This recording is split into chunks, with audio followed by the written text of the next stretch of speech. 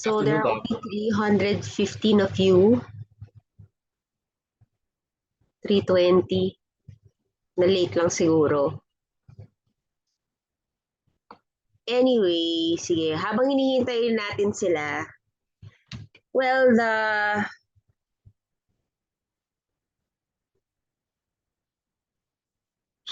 yung sinasabi namin sa inyo from starting the second sem, uh, it's quite easy to pass, no? Yung GI track, yung GIT module, hindi pa tayo modular, the topics of the gastrointestinal system for this long exam 4.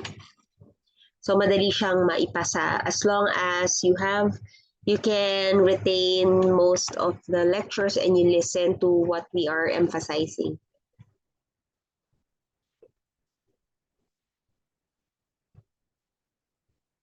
Some of you may have watched the videos in Canvas, so you can go over them after the lecture. This would be a summary of that because it's a longer lecture, but this one would be about 1 hour.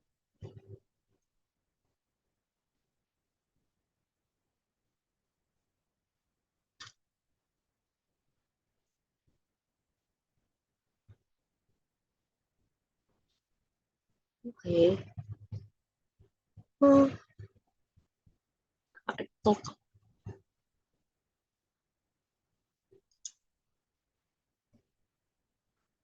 Monday na Monday.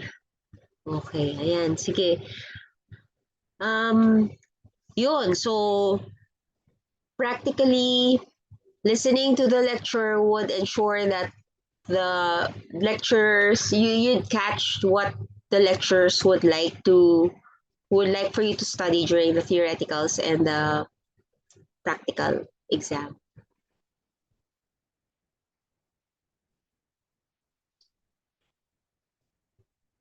Yun, 4:39 na tayo. Maybe we can start now. Okay, so I have 2 names there. One kasi pinapang screen ko. Ito, para makita ko kayo. Yun. So later on, we might be able to, I might be able to call you one by one. One by one, ang dami nyo. Anyway, we'll try. I have an activity for you guys and hopefully you would be able to participate. So our topic for today would be the Foregut. It's 102, 500 na ba tayo? Kakagilty kasi, 464. O, sige, 2 minutes na lang, 2 minutes.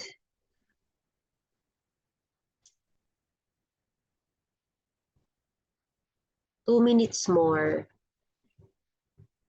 Yun. Starting at 1:05, we start. So what I just wanted to tell you guys is that the Foregut and the GI2, GIT1, and GIT2, they're easy topics.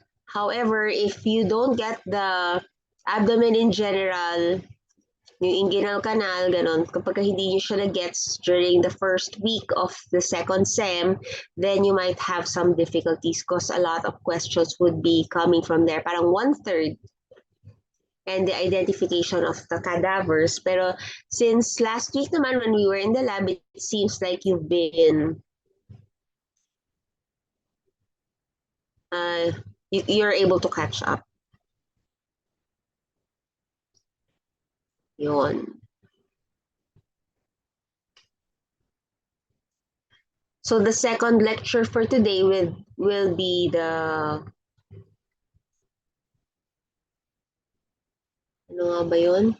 Liver and hepatobiliary.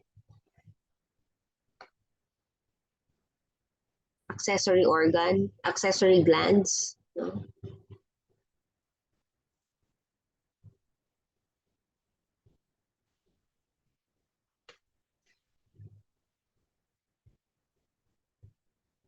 Okay.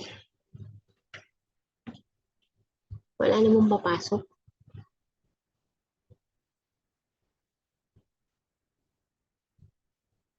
$512. Sige na. 105 na rin. Anyway, Foregut.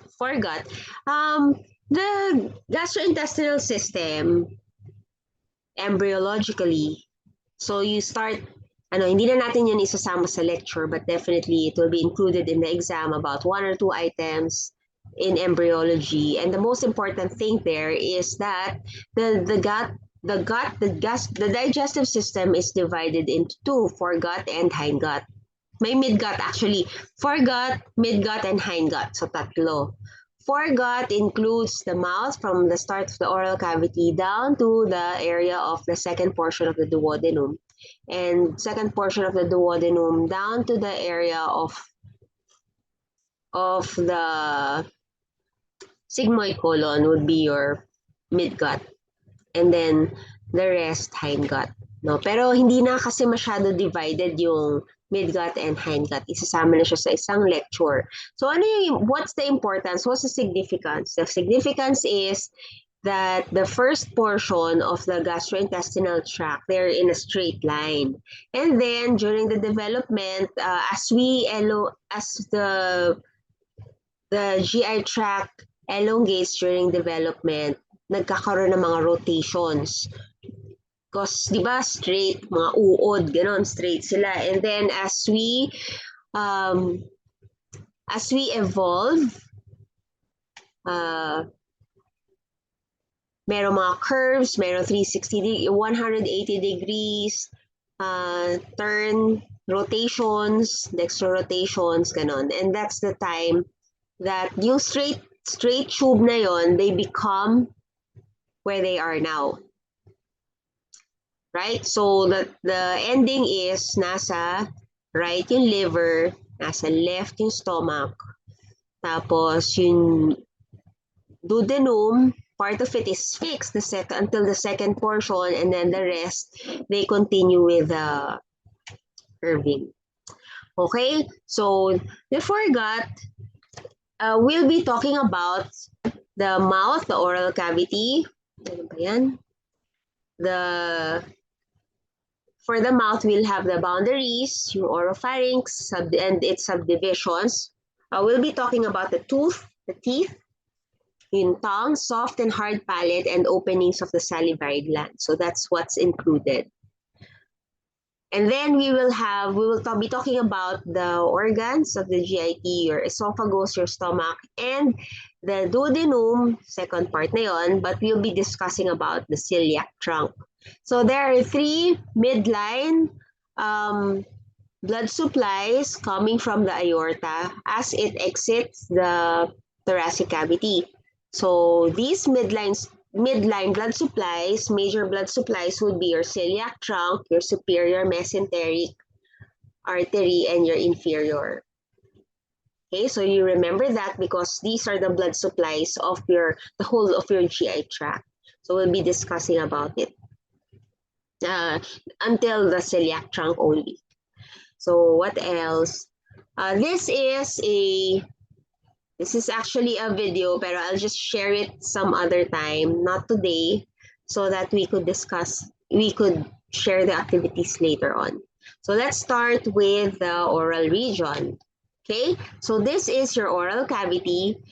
So when you say oral vestibule, so you have two parts, the oral vestibule and the oral cavity proper. The oral vestibule is the slit-like space between the teeth and the gingiva. So between your teeth and your gingiva, gilagid, and the lips and the cheek. So that is your oral vestibule. What about the oral cavity proper? The oral vestibule muna. The vestibule, it communicates with the exterior through the oral fissure or the opening. So that's your mouth. The size of the fissure is controlled by your perioral muscles like the orbicularis oris, which is the sphincter of the oral fissure. You also have the buccinator, the risorius, and the depressors and elevators of the lips that are the dilators or the fissure of the fissure, dilators of the fissure. So that's your vestibule. It communicates with the exterior. So that's in between the lips and the gingiva. So what about the oral cavity proper? So your oral cavity proper, So, ito yung oral vestibule, right? In between the cheeks and the gingiva.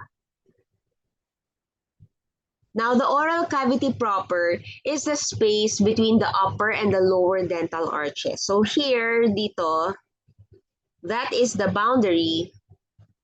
That one is the boundary of your oral cavity proper.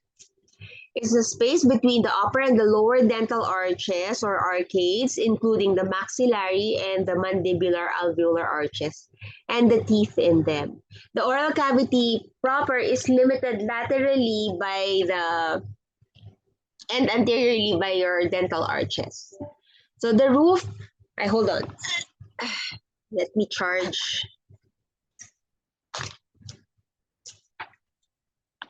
Hold on.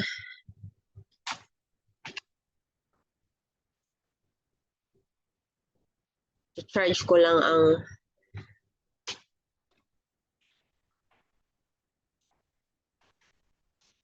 alright. Nawala ng charge. Yan. Anyway, so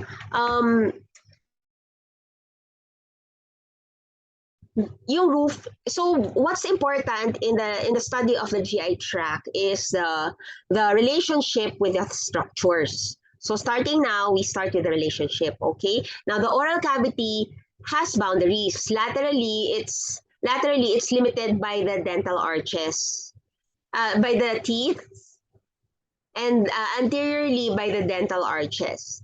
Now the roof of the oral cavity proper is formed by your palate. And posteriorly, it communicates with the oropharynx or the oral part of the pharynx. When the mouth is closed, it fully occupies the tongue. Okay? So there, these are your branches. That's the oral cavity proper. You have your dental arches, the oral cavity laterally and anteriorly by the dental arches, and the roof by your soft palate and your hard palate. A little bit, so later you'll know the boundary between the hard palate and the soft palate. Okay? So, the roof of the oral cavity is formed by the palate, and posteriorly it communicates with your oropharynx.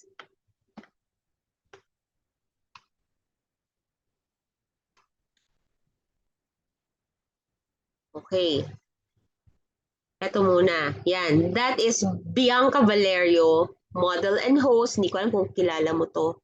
Pero she is a model for Bello.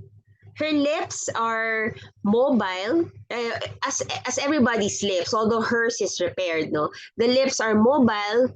It's part of the GI tract, no? It's a musculofibrous fold surrounding the mouth, extending from the nasolabial sulci and nares laterally, and superiorly to the submental-labial sulcus inferiorly. Yan, very prominent.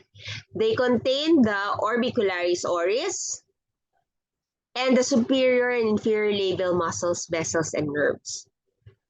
The upper lip blood supply is from the superior labial branches. So it's really not difficult to memorize the different blood supplies and innervation. It's because what's up there, it would be supplied by your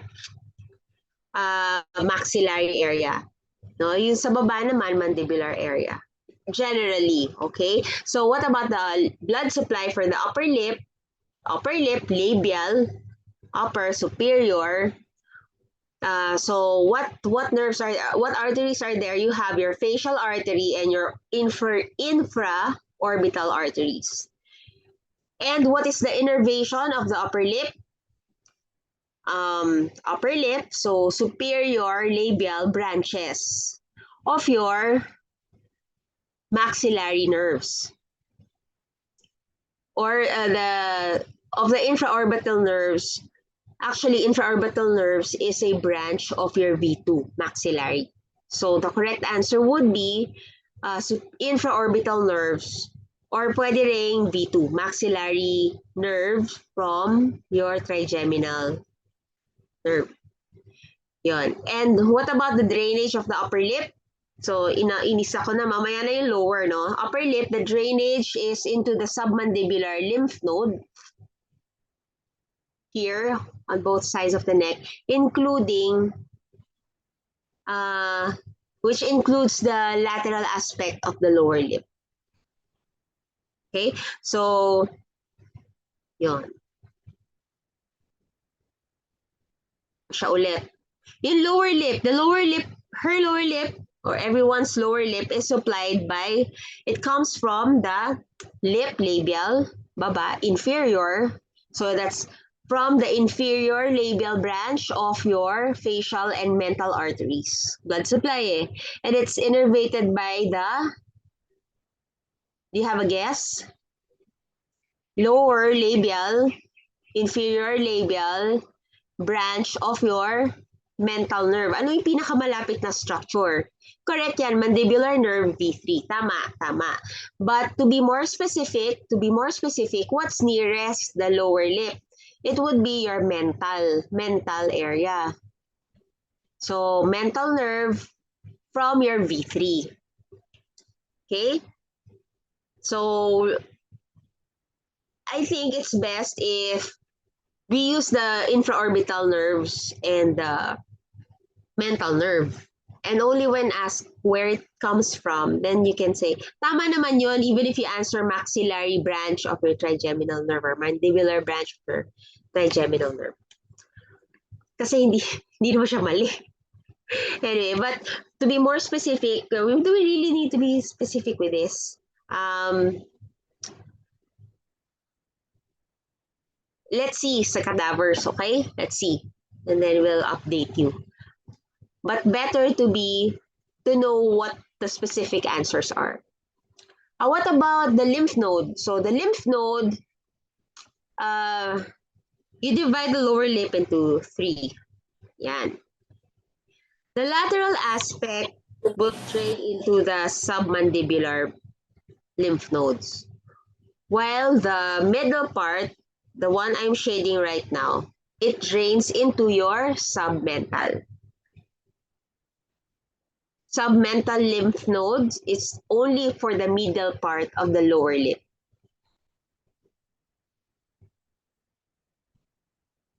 Okay? Now, let's go, tapos na tayo sa lips. Let's go inside a little bit. Now, this is your labial frenula. This one is your labial frenula. These are free-edged folds of mucous membrane in the midline extending from the vestibular gingiva to the mucosa of the upper and the lower lip. So this would be the mucosa of the upper lip. This area would be your vestibular gingiva. And in between, this extension would be your labial frenulum. Okay, sometimes smaller frenula would appear at the area of the premolar regions. I don't know if I have that, but yun, sometimes they appear.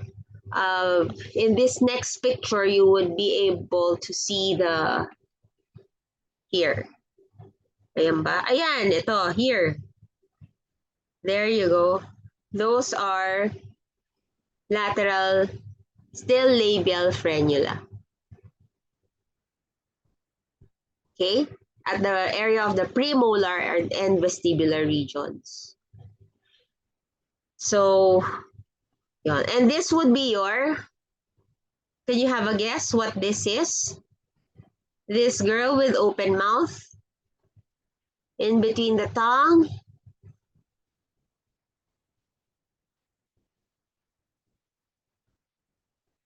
Frenulum, yes. Lingual frenulum is the correct answer, correct. So you have your labial frenula here. Ay, pangit naman ng ano. Wait, let's change the color. This would be your labial frenula. And And this would be your lingual frenula. Okay, don't forget to be specific. Okay. So, the gingiva or the gums, because we've been talking about it, the gingiva or the gums are composed of fibrous tissue covered with mucous membrane. The gingiva proper, so what's the gingiva proper? The gingiva proper would be the one firmly attached to the alveolar processes of the mandible and maxilla and the necks of the teeth, yung matigas. So this would be your gingiva proper, this one. This one. And this in the upper lip would be your superior labial gingiva. Pag nandito sa baba would be your inferior labial gingiva. Okay, kasi nasa baba. So please don't forget the names because I don't want you to get half a point for this. So just understand where the names are derived from. Now, the gingiva proper that's adjacent to the tongue, anong tawag doon?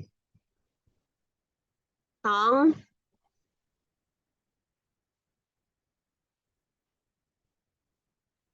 lingual. Diba?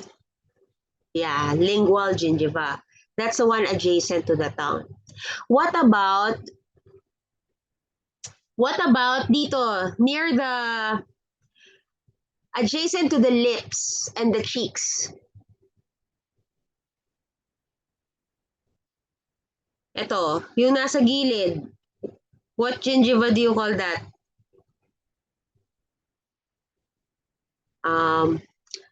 Yes, maxillary or mandibular, depende where it is, if it's up or down. So this one, this one, that's mandibular. Correct? Kasi nasa lower. Correct. Limb, Sahara, you're right. So that's that's buccal, buccal, buccal mandibular gingiva. So, pagka nandito naman sa taas, if it's in that at the maxillary area, you still call it your buccal gingiva maxillary or buccal maxillary gingiva. Okay? Your gingiva proper is normally pink, stippled, and keratinizing. If it's other than pink, then you would think of pathology for that. Pwedeng hemangioma if it's too red, or I don't know. Yon. Hematoma from trauma pag maitim. Now, that's the one attached to the teeth. We've been talking about the gingiva attached to the teeth, but there is also the gingiva sa gums. You have your alveolar mucosa. The alveolar mucosa is the one attached to the lips. Okay? So please remember that. This image will tell us the nerve supplying the gingiva and the underlying bone and periodontum because it covers everything. The nerve supplying your gingiva, the bones, and the periodontum or the maxillary area, yung sa taas. What do you think supplies it?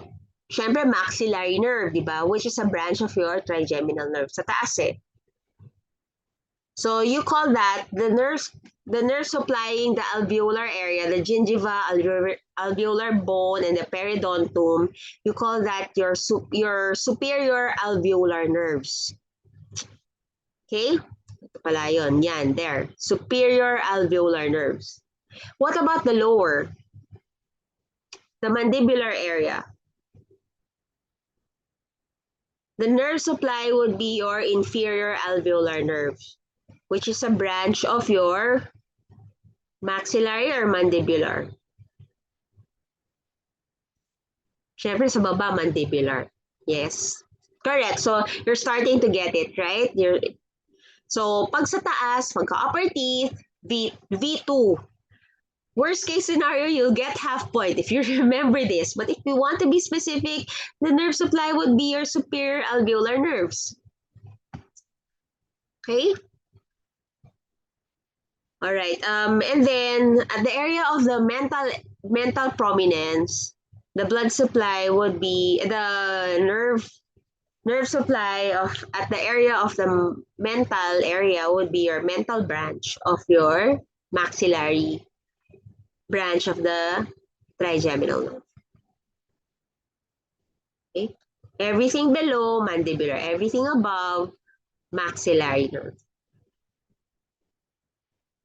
Okay, these ones, the posterior, middle, and anterior alveolar nerves, branches of your infraorbital nerve, we can see that in our specimen. But please, these could be asked. These could be asked during theoretical exams. Okay, now let's go to the teeth. Okay, the chief function of your teeth are to incise, reduce, mix food with saliva during mastication. It helps sustain themselves in the tooth sockets by assisting the development and protection of the tissues that supports them. So the teeth supports your gums and the gums and the bone is covered by your gums, of course. So what happens is if your tooth falls off, then the gum recedes and the bone demineralizes. Okay, so the tooth is sustaining your skeletal structure of the mandibular and the maxillary area. Okay, that's how important it is. So if you have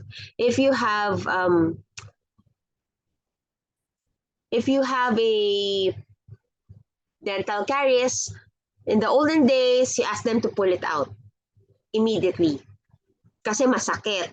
Just take it out. But now, in present dentistry, is if you can maintain the root there, maintain it. If not, you can put an implant to sustain the architecture of your maxillary and your mandibular area. Okay, so there are two kinds of teeth that participates in the articulation of food. You have your deciduous teeth and your permanent teeth.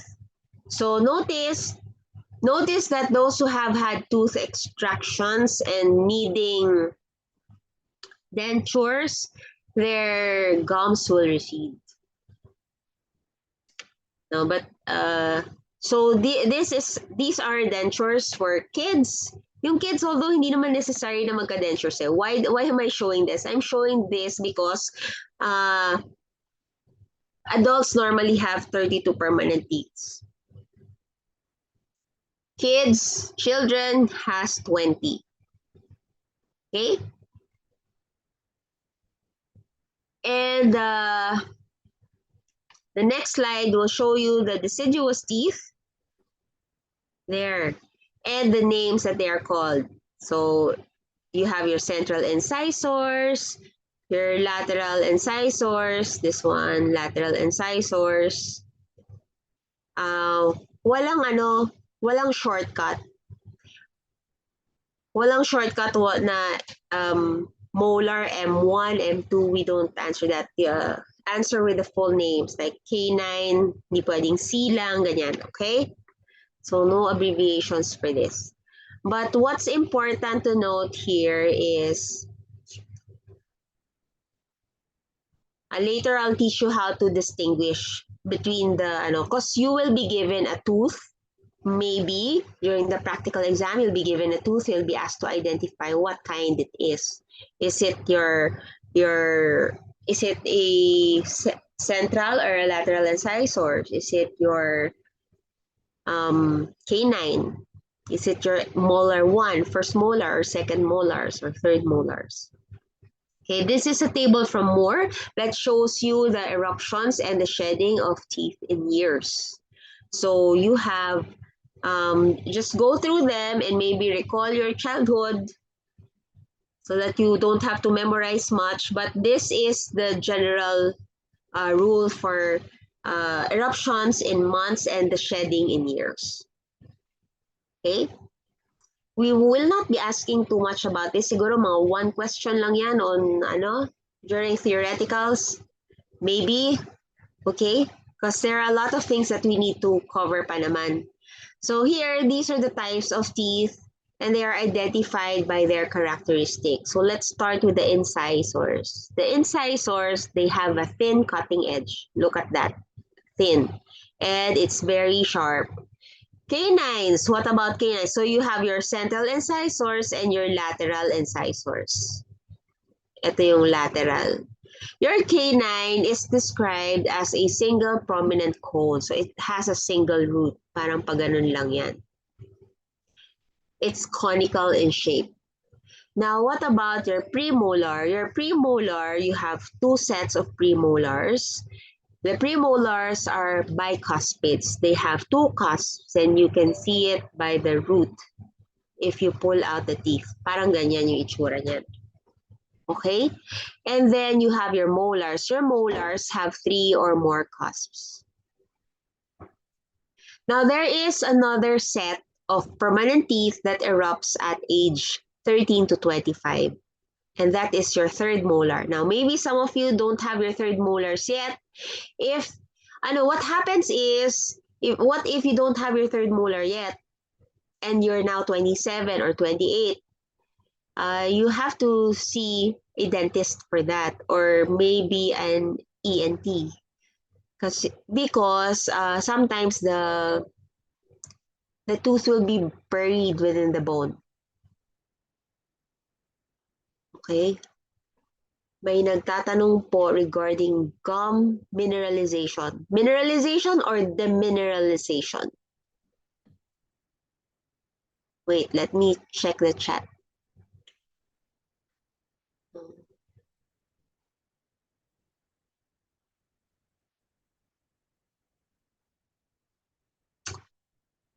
Gum?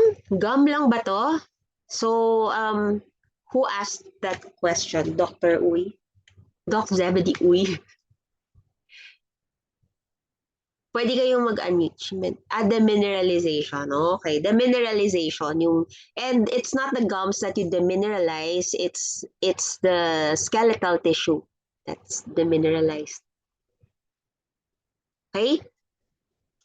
So it happens as you grow old, but it also happens faster once you have your tooth extracted. It's when your gums and the bone of the maxilla or the mandible recedes. Even with the use of dentures, your bony structures, they demineralize.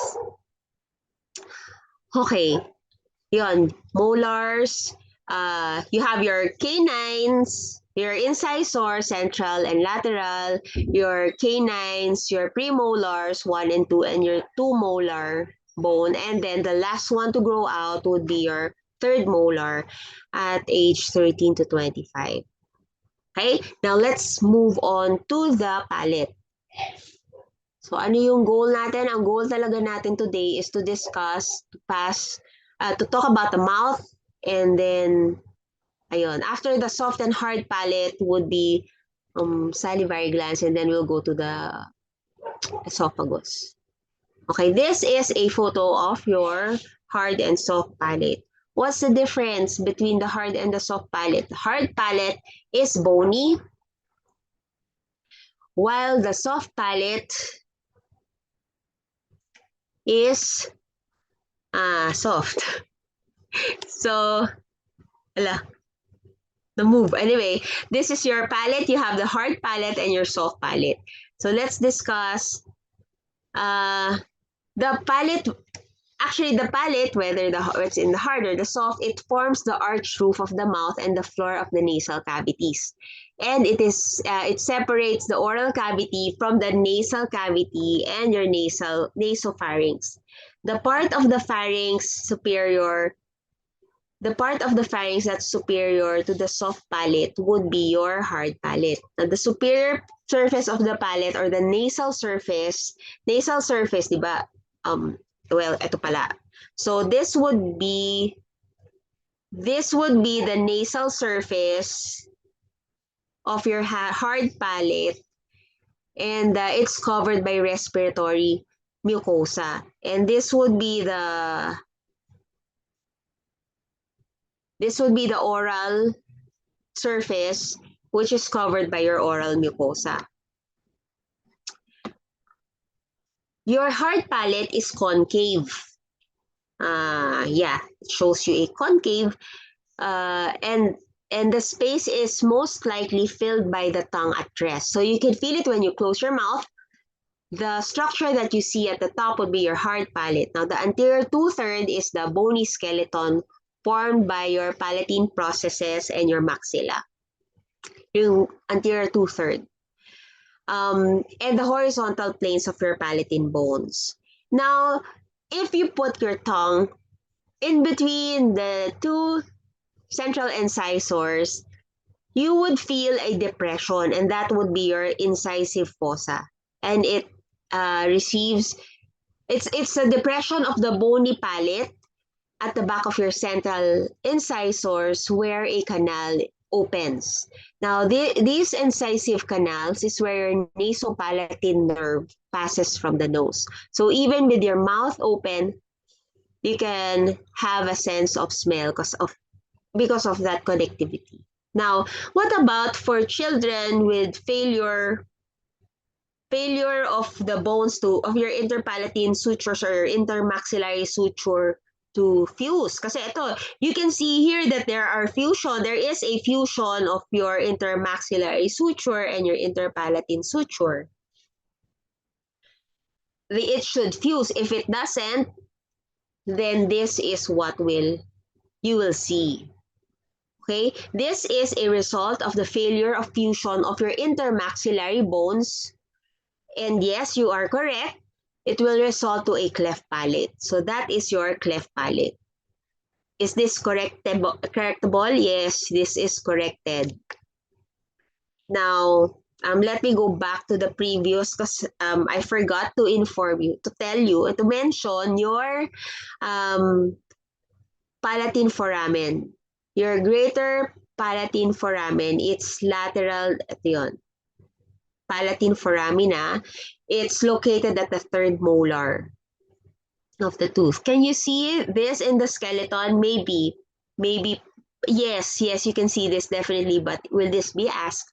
Maybe, but pwede mo nang tingnan yan tomorrow sa laboratory. Okay? Ayan, so you can see here the hard palate and your soft palate. Yung difference nila, and sa soft palate, there hangs your uvula. Okay, 2/3 hard palate, 1/3 soft palate. Please study the innervation, blood supply, and muscles of the hard and the soft palates. It's also, all texts will be from Moore. The significance of the greater palatine foramen, di ba, I showed you the greater palatine foramen and the lesser palatine foramen, is the neurovascular provisions of the palate. The greater palatine vessels and nerve would emerge from the greater palatine foramen. And they run anteriorly. Hindi to, tang ba to? Hard palate ito eh. Hard palate. They run anteriorly on the palate. Now, the lesser palatine foramina, here it is. Lesser palatine foramina, magkatabi lang siya. It's right beside your third molar. Okay? But the lesser palatine foramina will transmit what? It will transmit, it's posterior to your greater palatine foramen, and it pierces the pyramidal process of your palatine bones. And it transmits the lesser palatine nerves and vessel to the soft palate. Yes, you are correct. So, you can see, diba, you can deduce some of the structures and yun, you can deduce it. Now, let's focus on the soft palate. The soft palate is the movable posterior third of the palate, and it's suspended from the posterior border of your hard palate. So there is no bony skeleton for your soft palate, and the palatine aponeurosis attached to the posterior edge. So posterior-inferiorly, the soft palate has a curved margin. Yeah, it has a curved margin from where hangs your uvula. So laterally, there are two muscles that you should memorize for this case. The soft palate is continuous with the wall of the pharynx and is joined to the tongue and pharynx by your two arches, your palatoglossal and your palatopharyngeal arches. So the muscles would be your palatoglossus and your palatopharyngeus for the soft palate. Okay? Now, it's also in the soft palate that you have some taste buds. Taste buds will be discussed later on. Yan. So that's your palatopharyngeus,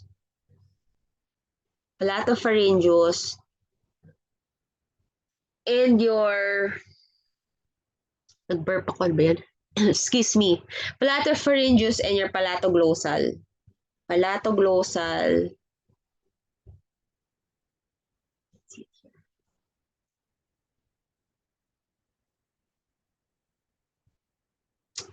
Okay. So what about the blood supply and the innervation? It's here in the table, and the palate the palate has a rich nerve supply coming from the greater palatine artery on each side, which is a branch of the descending palatine artery. So during dental extraction and your teeth bleeds, then you know that it's coming from the greater palatine foramen. The nerve, the vessels will be coming from there. When there is greater, there is lesser palatine artery, the smaller branch of the descending palatine artery that enters the palate to the lesser palatine foramen. Okay, review lang yun ha. And anastomosis with the ascending palatine artery. Your ascending palatine artery is a branch of your facial artery.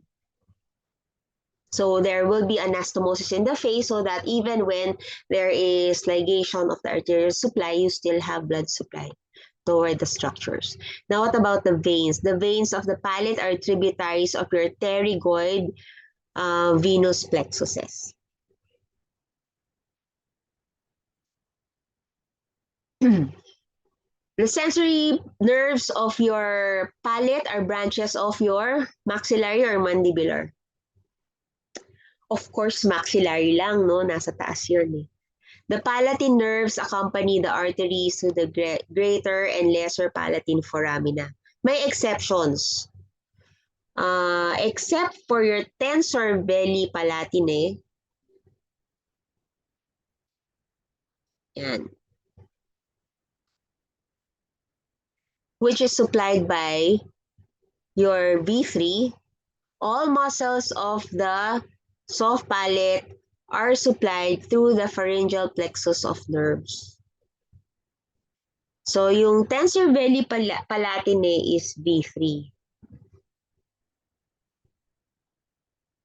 But all the rest, they are through the pharyngeal plexus of nerves, V2.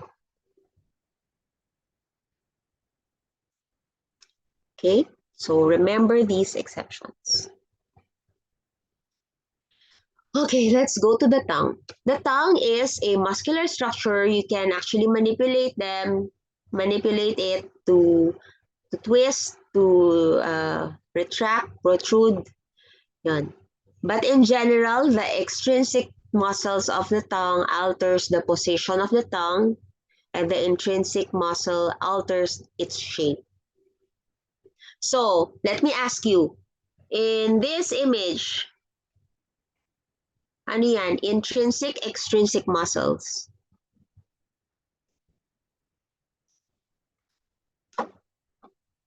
You can unmute.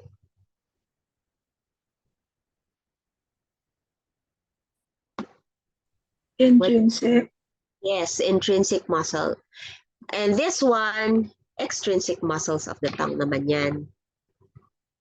Okay? So, there is a table. Yan.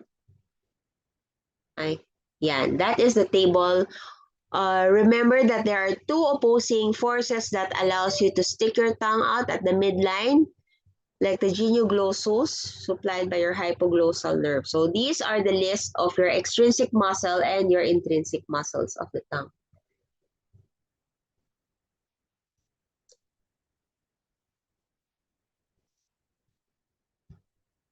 Now the root of the tongue is attached between the mandible, uh, the hyoid, and the vertical posterior surface of the tongue. So ito yung posterior surface of the tongue. So it's divided into body and root. The body is 2/3. And the apex of the tongue or the tip of the tongue is the anterior end of the body that rests against the lower incisors. Or pwede rin upper on the incisors. The body and the tip are extremely mobile, but the root is immovable. Now you have two surfaces. So your tongue is divided into three: the apex, the tip, body, and the root. There are two surfaces. You have your dorsum of the tongue or the top, and the underside, which is called their inferior surface of the tongue, or the underside of the tongue. Now the top of the tongue has a V-shaped groove. So this is the top of your tongue. It has a V-shaped groove here, and divides the, and you also have a midline groove. So your midline divides, top muna tayo, itong V-shape. The V-shape groove, you have here your terminal sulcus. That is your terminal sulcus, the V-shape that it forms, that divides the anterior, the anterior and the posterior portion of your tongue. It's your terminal sulcus that divides it into the anterior and posterior. Now, the angle which points posteriorly would be your foramen cecum. If you remember in your head and neck 3, the foramen cecum is a pit. It's a small pit. It's not visible in our cadavers, but it's a remnant of your embryonic thyroglossal duct from which the hyoid gland developed. And this terminal sulcus will actually divide your tongue into anterior and posterior part, and you would be able to locate it, not because there is a groove that you can see, but because of the lining of these papilla, valate papilla. Now, what about the midline groove? The midline groove divides the tongue into right and left parts. So right and left parts. The anterior part of the tongue has numerous lingual papilla, giving it a rough texture. And this will be discussed later on at the histo lecture. Now, you have your valate papilla, folate papilla, your filiform, and fungiform. It will be discussed in details. Oh, here. Wait. Ay, shucks, may label. So you can see here, that's the intrinsic muscle of the tongue and the muscles. It's a hemis-dissected oral cavity. No? And then you can find here your genioglossus, your geniohyoid, and your mylohyoid. Okay.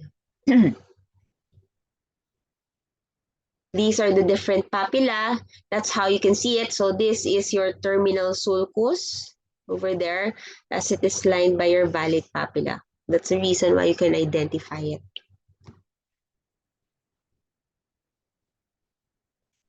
Okay.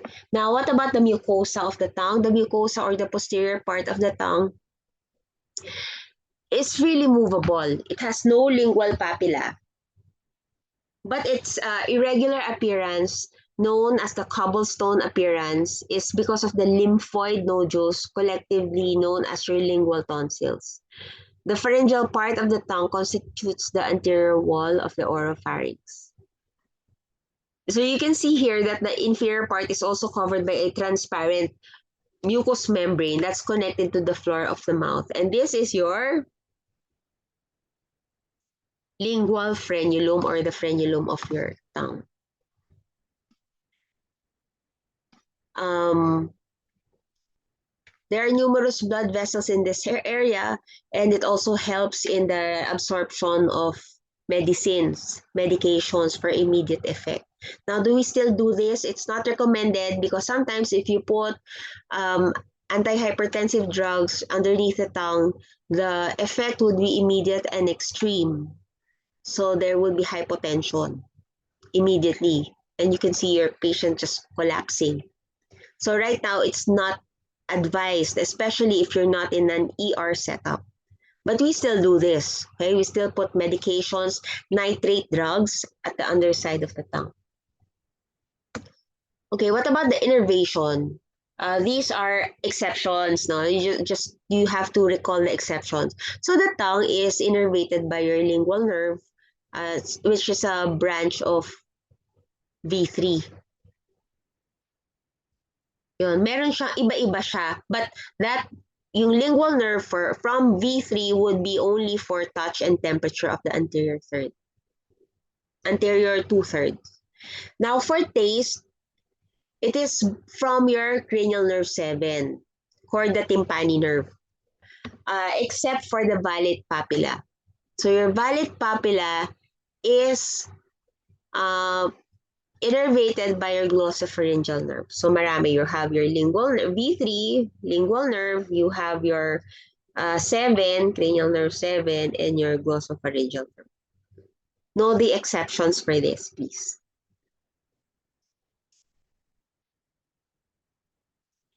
Here is an innervation. Here's a diagram of the innervation of the tongue. There are 4 basic taste sensations. Your sweet, salty, sour, and bitter. Now, the sweetness is at the apex. Saltiness is at the lateral margin. Lateral margin saltiness. So this one is sweet. And then at the posterior part of the tongue would be your sourness and bitterness. All other tastes, aside from these 4, sweet, sour, salty, bitter, are not actual tastes. They actually come from the olfactory.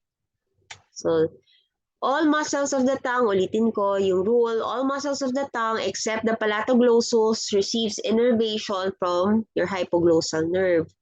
General sensation, touch, and temperature, anterior two-third is by your lingual nerve, which is a branch of your V3. Mandibular. For taste, except your valid papilla, it is by your chorda tympani, which is a branch of your 5 or 7. 7. Okay, very good. And the mucosa of the posterior third of the valid papilla is supplied by your lingual branch of the 7 or 12. 7 or 9. 9. So you have lingual branch in your cranial nerve 5, V3, and you have lingual branch in your glossopharyngeal nerve. Yeah, next is the image of the vasculature of the tongue. Review your head and neck. The arteries are derived from your lingual artery, which arise from your external carotid artery. Upon entering the tongue, it inserts into the hyoglossus muscle. You have your 2 dorsal lingual arteries, supplies the root of the tongue, and you have your deep lingual arteries that courses through to the tip by the lingual septum, gitna. The veins of the tongue are the dorsal lingual veins that accompanies the lingual artery and the deep lingual veins. So you have your visible sublingual veins also. Okay. What about the lymphatic drainage? It's the same, almost the same as the lips lingual drainage. So the lymph nodes from the tongue have 4 roots. The lymph from the root drains bilaterally into your superior deep cervical lymph nodes at the root of the tongue. The lymph from the medial part of the body into the inferior deep cervical lymph nodes. Now, while the lymph from the right and left parts of the body into the submandibular. Yung right and left lang. And the tip would go to the submental lymph node. So if you have a new piercing at the midline of the tongue, if you have a tongue piercing here, and it got infected, to where will the infection drain? To where will the lymph drain? Midline eh. It goes into your inferior deep cervical. Yes, correct. Deep cervical. Okay. Let me show you a cadaveric photo. So there, these are your sublingual glands. These are the ng tongue sana, pero meron na kasing mga glands. So there are 3 salivary glands. These are your parotid, the one we've already examined those, the submandibular and the sublingual glands that produce tasteless and odorless saliva. Remember the opening of your glands? The opening of your glands, they all open into the oral cavity. You have your submandibular, your Wharton's duct. The opening is called your sublingual caruncle, your sublingual duct or your ducts of Frivinus, and the parotid gland, your Stensen's duct. So, yan.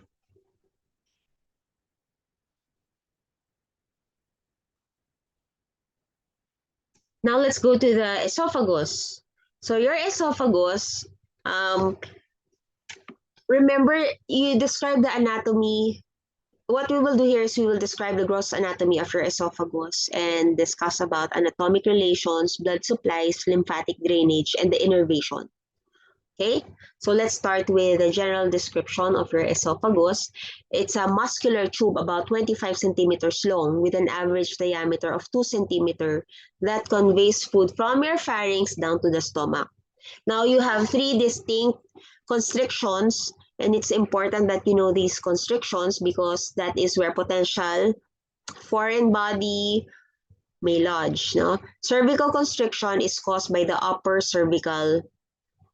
esophageal sphincter at the pharyngoesophageal junction. So the cervical is about 15 centimeters from the incisors. So from here, if you put an esophagogastroduodenoscopy into your mouth and you reach 15 centimeters from the incisors, then you can say that you are at the level of the cervical constriction of the cervical esophagus.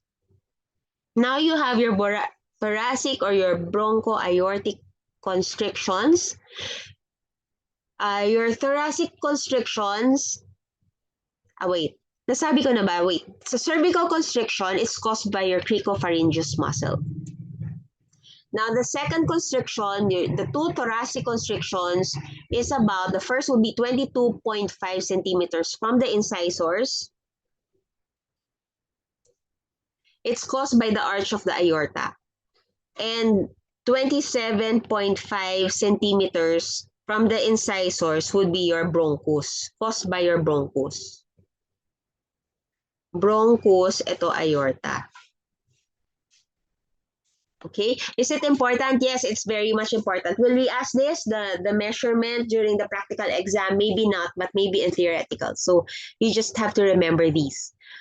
What about the third constriction? The third constriction is the diaphragmatic constriction where it passes through the esophageal hiatus of your diaphragm. Which level is it? Esophageal hiatus, is it T8, 10, or 12? Correct, it's T10. Okay, now it's about 40 centimeters from your incisors. Now, these constrictions are important when reviewing radiographs and evaluating dysphagia or difficulty of swallowing in a patient.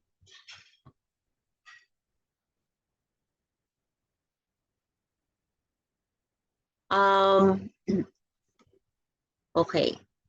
So this is your esophagus. Let's check on the relationship. Ano? Like I said before, if you look at a structure and you don't know what you're looking at, you try to imagine very hard the structures that you'd be able to see. Like for here, hindi ka mamamali sa trachea because the trachea is a hard ring. And you know that if you locate the trachea, you just move a little bit upward and you would see your thyroid. And then once you've located that, especially in our cadaver, then dig a little deeper. Kanta, kanta yun, dig a little deeper. Anyway, you can uh, dissect some more and you'd be able to find a tubular structure and that will be your esophagus. So where do you look for these structures? You look for it at the right side because your esophagus have normal curvatures. Okay? Pwede rin naman sa left. You can also look at the esophagus from the left side of your neck. But it has it inclines actually, sorry, not the right, the left side. It inclines toward the left side of your neck, of your cervical area and the thoracic area. Okay. So, yun. So this is your esophagus. Right underneath your trachea and right above the spine. So all you have to do is to locate the trachea and try to palpate the bony spine of your cervical vertebra, and in the middle you'd be able to locate your muscular esophagus. What about here? O yan. At the thoracic area, you have your esophagus anterior to the thoracic aorta. There. And you'd be able to find you'd be able to find lymph nodes, blood supply. There. Okay. Ayan. Well, the general direction of the esophagus is actually vertical, but it presents two slight curvatures. The first curvature would be, it starts at the midline and then it inclines to the left side until the root of the neck. So this is the left side of the neck where you can easily visualize your esophagus. And then it passes to the midline again at the level of the fifth thoracic vertebra, and then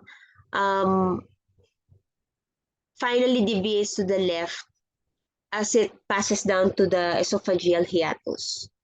So during surgery, in thoracic surgery, if we plan to open the thorax to access the esophagus,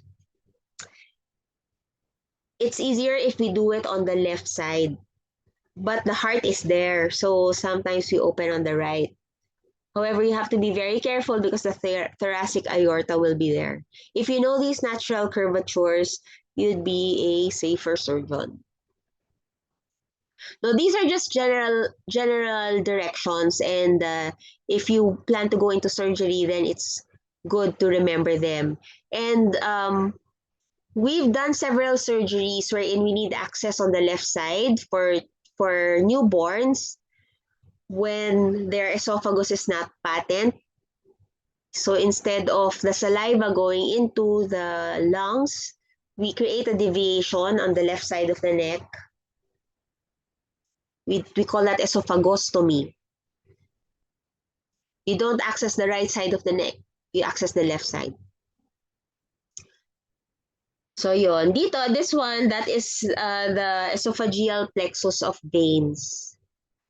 Esophageal plexus formed by the vagal trunks and your thoracic sympathetic trunks. Your food, okay, the food naman, when you swallow it, it passes rapidly because of the peristaltic action of this musculature. You can see the fibers of the muscles, right? Aided by gravity, of course. So, next page, yan. Ito na yung abdominal esophagus before it reaches the stomach.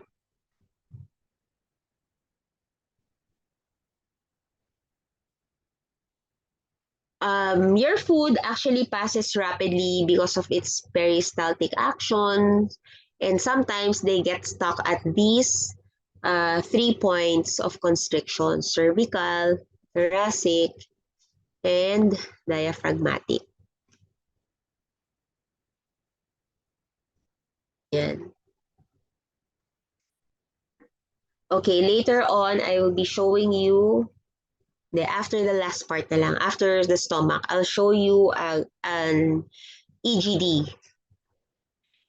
Your esophagogastric junction, on the other hand, it lies at the area of T11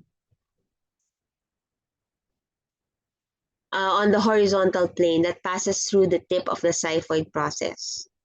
Now, surgeons and some endoscopies would name this your Z line. It's a jagged line, which I will show you later on, where the mucosa abruptly changes from esophageal to a gastric mucosa at the junction. Immediately above this is the diaphragm, as it is muscular, forms an esophageal hiatus, and it forms a physiologic sphincter, inferior esophageal sphincter, that would contract and relax.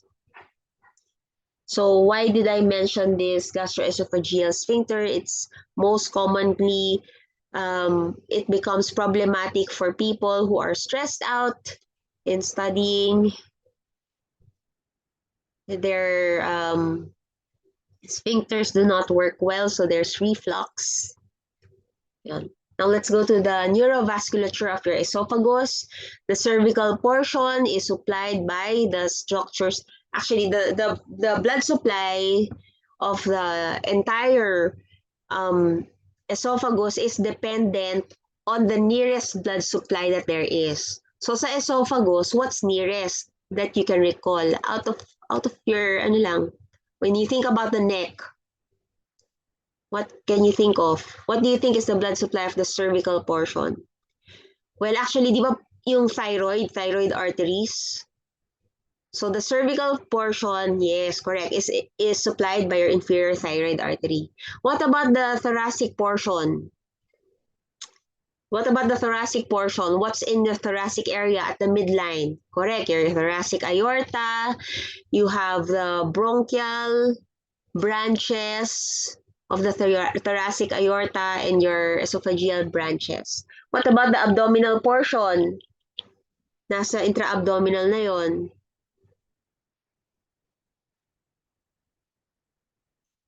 Phrenic? No. Sige, abdominal, it would be your, correct, it will be your gastric artery, but it's the left side.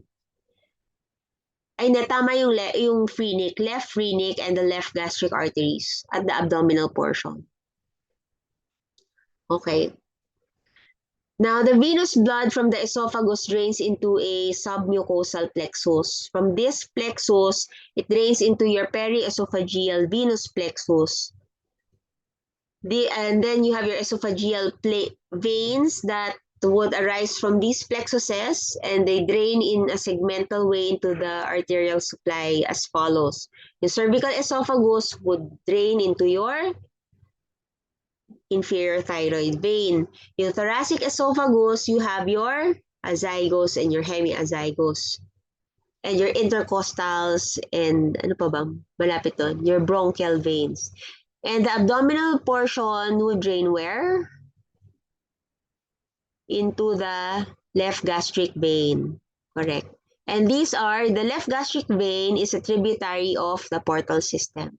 So if you have portal hypertension or liver disease, you will have dilatation of these esophageal vessels that may cause them to bleed. Okay, what about innervation? Ito yun yung third. The esophagus is innervated by your esophageal plexus formed by your vagal trunks and the thoracic sympathetic nerves. Sympathetic trunks through your greater splanchnic nerves. Remember LARP, low, left. The left vagus nerve travels down laterally and then anteriorly, together with its branches. And the right vagus nerve travels posteriorly. LA, left anterior, right posterior. And this also applies in the stomach. Okay, let's go to the stomach. Any more questions with this? For the stomach, we will be locating the stomach and give its anatomic relationships. We will describe the shapes and part of the stomach, including some variations. Actually, hindi na eh. Na-discuss na yun sa... You can you can read it sa text, but not so much questions about this. But you have to identify the peritoneal attachment of the stomachs. The stomachs. Dami. And you describe the gross structure and the mucosa, which I'll be showing you later on. And look at the what do you call this? The pyloric sphincter. Yan. Okay, so this is your stomach. It's an expanded part. It is the expanded part of the stomach between the esophagus and your intestines. That whole blue thing. And it's specialized in accumulation of food as food blender and reservoir. And its chief function is enzymatic. The gastric juice converts a mass of food into semi-liquid and you call them chyme, C-H-Y-M-E. The stomach is actually just a bit larger in diameter than the intestines, which is about 3 to 5 centimeters, but it is capable of accumulating a large amount of food. So here, this is your lesser curvature and your greater curvature. Now you have here the parts of your stomach. So it's divided into that. Ito ay esophagus. Yan, distal esophagus pa yan. So this one is your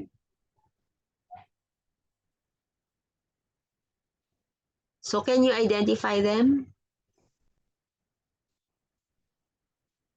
This one is your cardia, correct? This one, the topmost would be, the dilated superior part would be your fundus. Very good. And the large part would be your body. So how will you know what is the marker between the body and the antrum?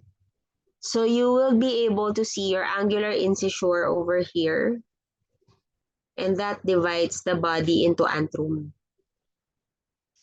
So this would be your antrum. Also called your pyloric antrum. And then here would be your pyloric canal. So the cardia is the part surrounding the cardial orifice. The fundus is the dilated superior part. The body is a major part of your stomach between the fundus and your antrum. And the antrum, pyloric part, is a funnel-shaped region that leads into the pyloric canal. And the pyloric sphincter leads the food into the duodenum. And it serves as a gatekeeper. So you have, in this picture, you have the two featured curvatures, your lesser curvature and your greater curvature.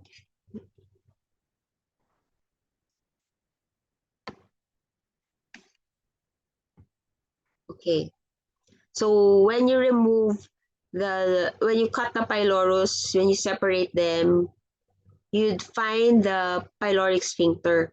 So pyloric canal, yun yung opening lang ha. So if we pin this area, and your answer would be pyloric canal, it's not acceptable. Pylorus or pyloric antrum, pwede.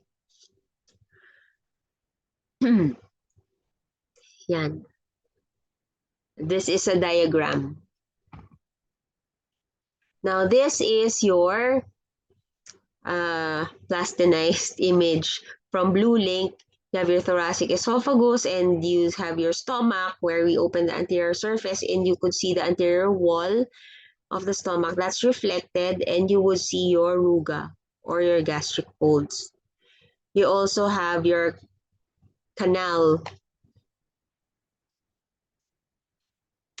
When the gastric canal or the temporary groove, the gastric canal is located at along the lesser curvature. So it's here, lesser curvature, at the interior of the stomach.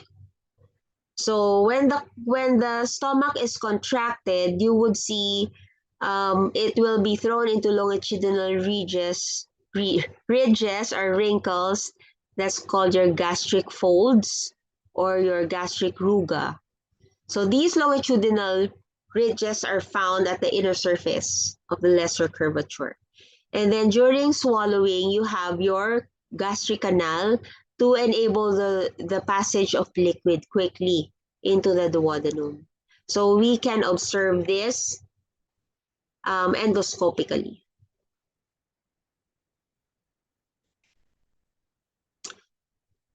Pakita ko na ba? Sige, pakita ko na lang sa inyo. Endoscopic. There.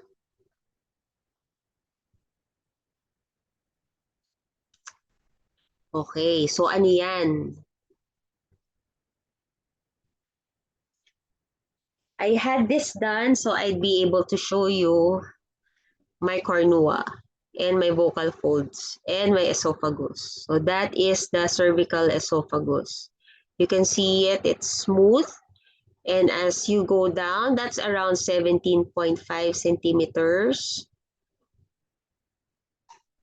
You would find two constrictions. Yan yung first constrictions. And then look as it travels down. Maybe we're in the thoracic area already. Broncho constrictions, di ba may smaller constrictions. And then there, we're entering the stomach. Those are your ruga. Very healthy stomach.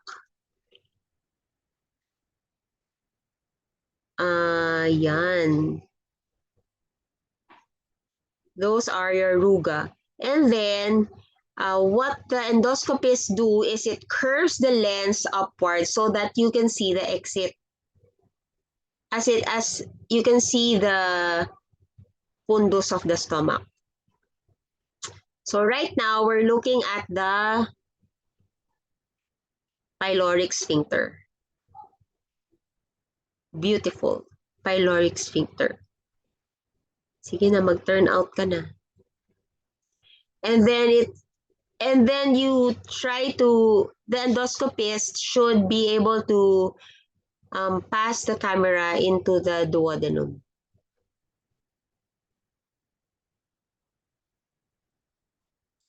Very healthy duodenum. Okay, gusto ko ipakita sa inyo yung fundus pero parang ang tagal pa.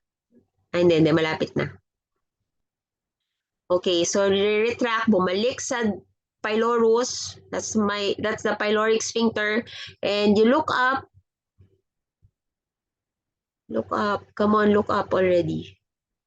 And as you look up, you can see there. That is, wait, pause. Yeah. Oops. There, you can see the fundus and the opening, the gastroesophageal um,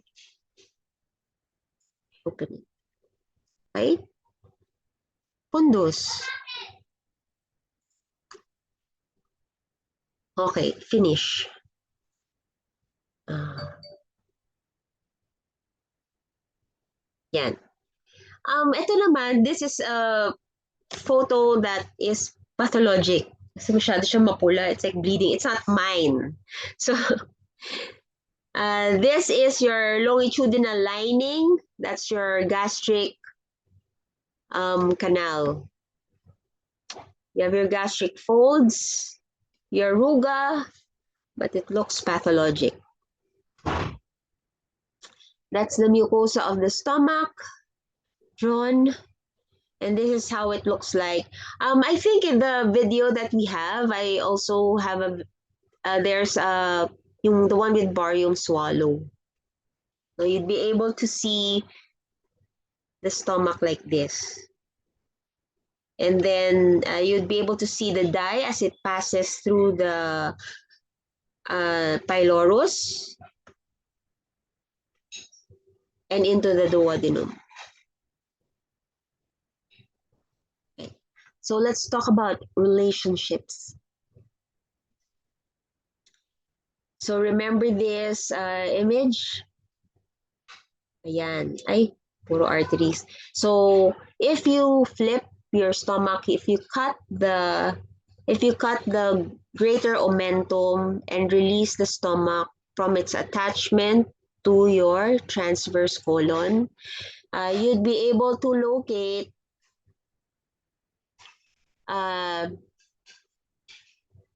the posterior relationship of the anterior and the posterior portion of the stomach. So anteriorly, your stomach is related to the diaphragm, the left lobe of the liver, the abdominal wall, and posteriorly, here you may find the left dome of the diaphragm, the kidneys, and the suprarenal glands, splenic artery, pancreas, and transverse mesocolon. So you see, if you have ulcerations at the posterior wall of the stomach, you'll see how catastrophic it is because you have blood vessels and you have your splenic artery and vein at the posterior portion of the stomach. And yun. So it'll bleed easily. Can even induce renal failure.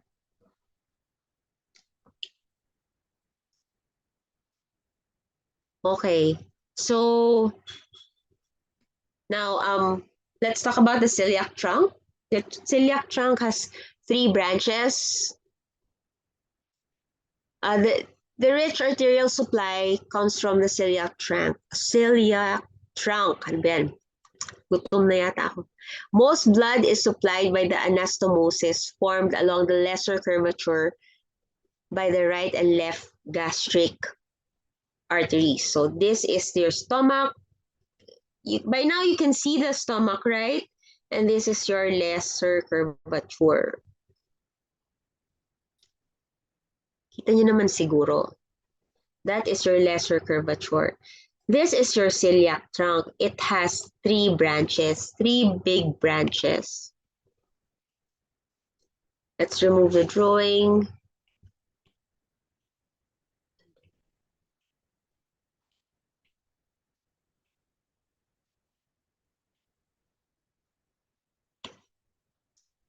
Anyway.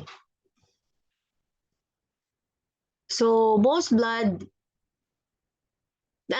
so at the level of the lesser curvature, so you have, you can locate, if you open the lesser curvature, how How will you find it in our cadavers? You try to dissect it, move it downward, and reflect the liver upward so you'd be able to see the celiac trunk.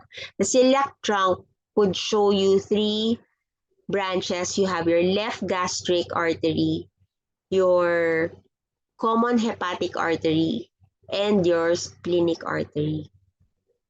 Okay? So most of the blood supply of the lesser curvature would come from the right and left gastric arteries. And what about the greater curvature? The greater curvature would be formed by the right and left gastroomental or gastroepiploic arteries. The fundus and the body and the upper body would be from would have blood supply from your short gastric and your posterior gastric arteries. Kita ba dito? Asan ba yung image ko? Ayan. Drawing na lang yung sa short gastric.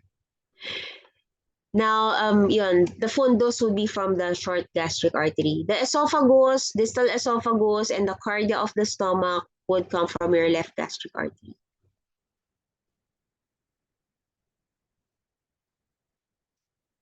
Yun, the foregut is innervated by the branches of the celiac trunk. So this is how it looks like, and you should be able to draw them.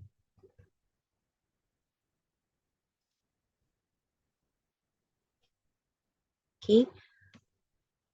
Now, what about the venous drainage? The veins of the stomach are parallel to the arteries. The right and left gastric veins, they drain into the left gastroomental vein that drains the splenic veins and joins the superior mesenteric vein that forms the hepatic portal vein.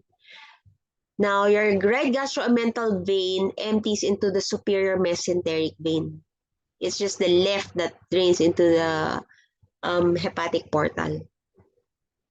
Now, the prepyloric vein is what we surgeons identify to determine the location of the pylorus during surgery.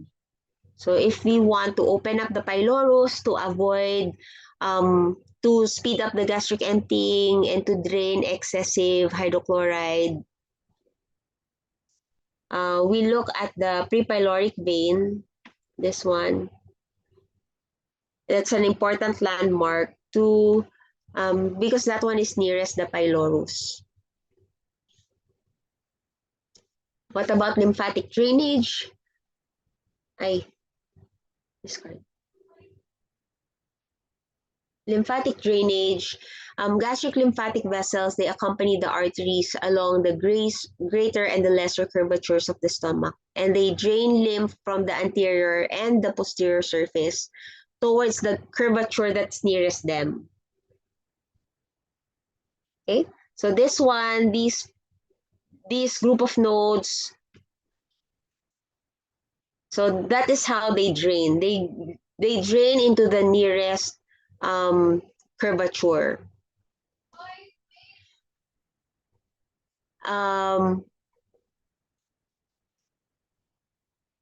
Yan.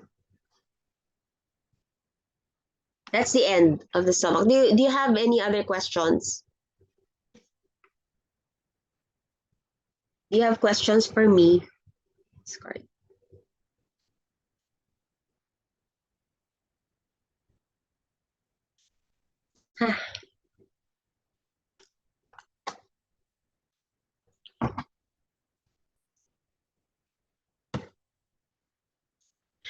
Thank you for your Dok, uh, ano to? Kailangan po ba ng anesthesia during endoscopy? Yes, definitely, because you'll have your reflexes intact. Magagag ka ng magagag. So, we sedate during endoscopy. But sometimes if we need the patient awake,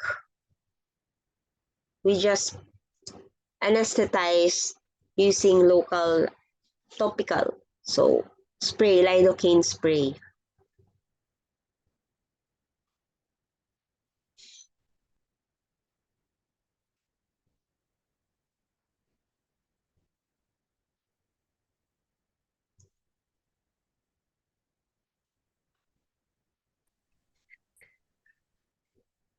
Yun.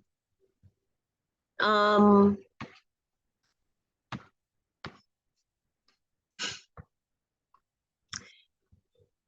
we have another lecture, so please stand by. I'm just here until ano, maubos yung questions. Baka may questions pa kayo for me. Kung wala na, Dr. Caballes is here. I'll leave her to you. Bye guys. Thank you for listening. Thanks, ma'am. Okay, so we'll be doing another lecture, pero this is hopefully mabilis lang naman. And I hope also na you've already seen the recorded lecture for the accessory glands of the GIT. So this will be the gross anatomy and histology of the accessory glands of the GIT. Hold on.